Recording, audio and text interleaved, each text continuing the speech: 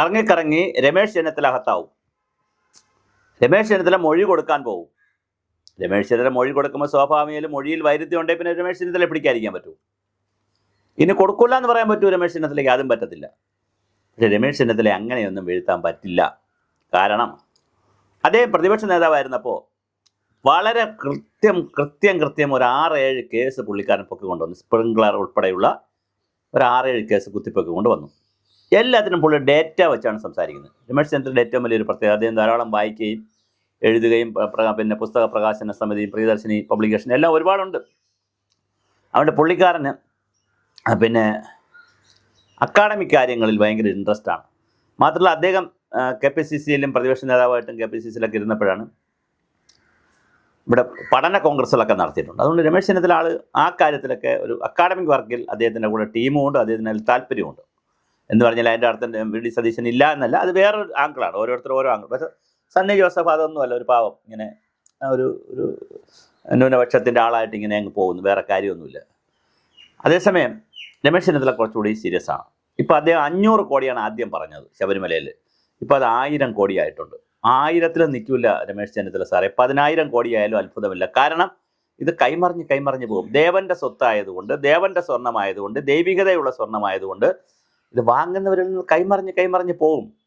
കാരണം ഇത് ഒരു കമ്മലുണ്ടാക്കുക, മാല ഉണ്ടാക്കുക, അരഞ്ഞാണം ഉണ്ടാക്കുക, അല്ലെങ്കിൽ മോതിരം ഉണ്ടാക്കുക, അല്ലെങ്കിൽ കുഞ്ഞുങ്ങൾക്ക് ഉണ്ടാക്കി കൊടുക്കുക, സ്വർണ്ണമാണിത്. അപ്പോൾ അത് ഒരു മഞ്ചാടി മതി മറ്റ് സ്വർണത്തിൻ്റെ കൂടെ ചേർത്ത്. അയ്യപ്പൻ്റെ സ്വർണം ഒരു മഞ്ചാടി എടുത്ത് മറ്റ് സ്വർണത്തിൻ്റെ കൂടെ ചേർത്ത് ഉപകരണവും ആഭരണവും ഒക്കെ ഉണ്ടാക്കിയിടാൻ ആളുകളുണ്ടായിരിക്കും. വലിയ വലിയ സ്ഥാപനങ്ങളിൽ ഇത് വയ്ക്കാൻ കാണും. അപ്പോൾ കോടിക്കണക്കിന് രൂപയുടെ 1000 കോടി രൂപ എന്ന് പറയുന്നത് ഒരു 10,000 കോടി രൂപയെങ്കിലും ആകാനുള്ള എല്ലാ സാധ്യതയുമുണ്ട്.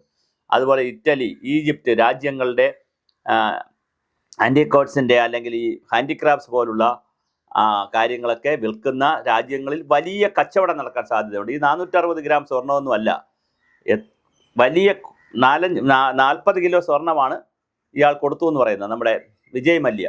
ഈ സ്വർണ്ണമൊക്കെ എവിടെ പോയെന്നേ? അപ്പോൾ കട്ടള മാത്രമായിരിക്കത്തില്ല, ഇത് പിന്നെ പാതാളം വരെ ഇളക്കിക്കൊണ്ട് പോയി കാണും. അയ്യപ്പൻ്റെ വിഗ്രഹം ഒഴിച്ച് ബാക്കിയെല്ലാം എടുത്തുകൊണ്ട് പോയി കാണുമെന്നാണ് എല്ലാവരും യൂട്യൂബുകാരൊക്കെ പറയുന്നത്. അത് അത്രയും ആഴത്തിലേക്ക് നമ്മൾ പോകുന്നില്ല. പക്ഷെ എന്നാലും ധാരാളമായി സ്വർണ്ണം അവിടെ നിന്ന് അടിച്ചിട്ടുണ്ട്. ഇപ്പോൾ കടകംപള്ളി സുരേന്ദ്രനാണ് എത്തി നിൽക്കുന്നത് ചർച്ച. കടകംപള്ളി സുരേന്ദ്രനെ നാളെ കഴിഞ്ഞാൽ ചോദ്യം ചെയ്യാൻ സാധ്യതയുണ്ട്. SITയിലേക്ക് രമേശ് ചെന്നിത്തല കൊടുക്കുന്ന പേരുകൾ ഇനി ആരുടെയെന്നറിയില്ല. അന്താരാഷ്ട്ര സ്വർണ്ണ ഗൂഢാലോചന സംഘത്തിൻ്റെ പേരുകൾ ഉണ്ടെന്നാണ് രമേശ് ചെന്നിത്തലയ്ക്ക് അന്താരാഷ്ട്ര സ്വർണ്ണ സംഘത്തിലുള്ള ആരോ അദ്ദേഹത്തിന് വിവരം കൊടുത്തിട്ടുണ്ട്. ആ വിവരം അദ്ദേഹം SITക്ക് കൊടുക്കുമെന്ന് പറയുന്നു.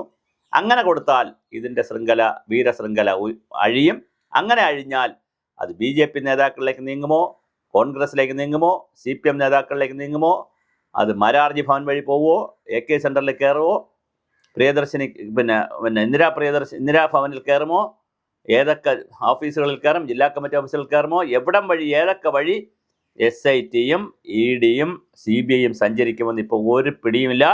അയ്യപ്പന് മാത്രമേ അറിയാവൂ. എന്തായാലും ഇത് കഴിയുമ്പോൾ, നാളത്തെ തെരഞ്ഞെടുപ്പിൻ്റെ ഫലം കൂടെ കഴിയുമ്പോൾ കൃത്യമായി SITയുടെ റഡാറിൽ രമേശ് ചെന്നിത്തല വീഴുന്നുണ്ട്. അദ്ദേഹം കൊടുക്കുന്ന മൊഴിക്കനുസരിച്ചായിരിക്കും ബാക്കി അതുമായി ബന്ധപ്പെട്ട കാര്യങ്ങൾ നീങ്ങുന്നത്.